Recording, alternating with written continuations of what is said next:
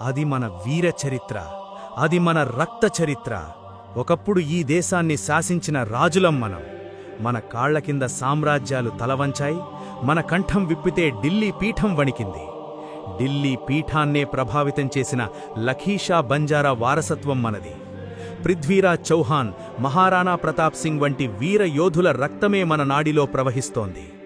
రాజస్థాన్ మట్టిలో పుట్టి వేలాది ఆవులతో చలన సామ్రాజ్యాలను నడిపించిన గమనశీలులం మనం. ఉప్పు, ధాన్యాన్ని దేశమంతటా సరఫరా చేస్తూ ఈ దేశపు ఆర్థిక రవాణా వ్యవస్థకు రాజుల్లా బ్రతికాము. మన తాండాలే మన రాజ్యాలు, మన నాయకులే మన రాజులు. కానీ కాలం వంచింది. బ్రిటిష్ వారి రాకతో మన వెలుగుల ప్రస్థానం మీద చీకటి మేఘాలు కమ్ముకున్నాయి. అడవిని, ప్రకృతిని ప్రేమించే మనల్ని బ్రిటిషర్లు నేరస్థులుగా ముద్రవేశారు. 1871లో క్రిమినల్ ట్రైబ్స్ యాక్ట్ అనే క్రూరమైన చట్టం తెచ్చి పుట్టుకతోనే మనల్ని అనాథులుగా మార్చారు. బ్రిటిష్ వారు మనల్ని అడవుల నుండి వెలివేసి మన ఆస్తులను దోచుకున్నారు. ఎదులు తిరిగిన వారిని క్రూరంగా ఊచకోత కోశారు. ఆ ప్రాణభయం వల్ల ఆత్మాభిమానం కోసం మన జాతి చెల్లాచెదురైపోయింది. ఒక్కో కుటుంబం ఒక్కో దిశగా ప్రాణాలు అరచేతిలో పెట్టుకుని దేశం నలుమూలలకు వలస వెళ్ళింది. మహారాష్ట్ర, కర్ణాటక, తెలంగాణ, ఆంధ్రప్రదేశ్, మధ్యప్రదేశ్ ఇలా దేశంలోని మూలమూలలకు మన బిడ్డలు వెళ్ళిపోయారు. కొందరు వ్యాపారులుగా, మరికొందరు శ్రామికులుగా స్థిరపడ్డారు. కానీ ఇక్కడ ఒక అద్భుతం జరిగింది. ఎన్ని రాష్ట్రాలు మారినా, ఎన్ని వందల కిలోమీటర్లు దూరమైనా మనందరినీ ఒకే గొడుగు కింద నిలబెట్టేది మన గోర్ బోలి. ప్రపంచంలో ఏ మూల ఉన్నా సరే ఒక బంజారా మరొక బంజారాతో మాట్లాడే భాష ఒక్కటే. ఈ భాష మన అస్తిత్వం, మన ఐక్యతకు నిలువెత్తు సాక్ష్యం. కానీ ఆనాడు అడవి నుండి వెలివేయబడి వ్యాపారాలు కోల్పోయి మన సోదరులు బాట తప్పినప్పుడు ఆ జగదంబమాత కన్నీటి నుండి పుట్టిన కాంతి రేఖయే సద్గురు శ్రీ సేవాలాల్ మహారాజ్. మన సేవాలాల్ మహారాజ్ పూర్వీకులు రాజస్థాన్ నుండి వలస వచ్చి అనంతపురం జిల్లా గుత్తి సమీపంలోని రామ్జీ నాయక్ తాండాలో స్థిరపడ్డారు. 1739 ఫిబ్రవరి 15న ఆదివారం రోజున భీమానాయక్ మరియు ధర్మణి మాత దంపతులకు సేవాలాల్ జన్మించారు. చిన్నప్పటినుంచే ఆయనలో దైవత్వం ఉట్టిపడేది.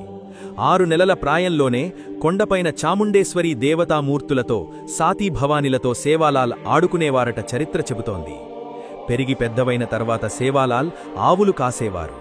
అడవిలో ఏకాంతంగా మట్టితో రొట్టెలు చేసి భుజించేవారని చరిత్ర చెబుతోంది. ఆయన తెల్లగుర్రం తోలారాం ఆయనకు ప్రాణం. ఆయన నడిచిన ప్రతి అడుగులో ఒక మహిమ ఉండేదని ఇప్పటికీ మన పెద్దలు చెప్పుకుంటారు. ఒకానొక సమయంలో జగదంబదేవి పరీక్ష పెట్టినప్పుడు మూగజీవుల బలికి బదులుగా తన తలనే ఖండించుకొని అమ్మవారికి సమర్పించిన త్యాగమూర్తి సేవాలాల్. ఆయన మహిమలే కాదు, ఆయన బోధనలు మన జాతికి ప్రాణవాయువు. హింస పాపం, మత్తు ధూమపానం శాపం అని చెప్పారు. కానీ నేటి పరిస్థితి ఏమిటి? ఆధునిక ప్రపంచం మత్తులో పడి మన మూలాలను, మన అపురూపమైన గోర్బోలీని, వేషధారణను వదిలేస్తున్నాం.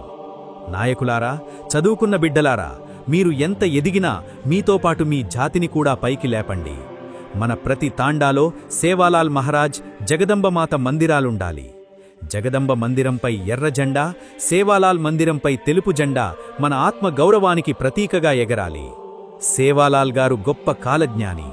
రాబోయే కాలంలో పక్షులు మనుష్యుల్లా మాట్లాడతాయి, నీళ్లు అమ్ముడుపోతాయి అని ఆయన నాడే చెప్పారు.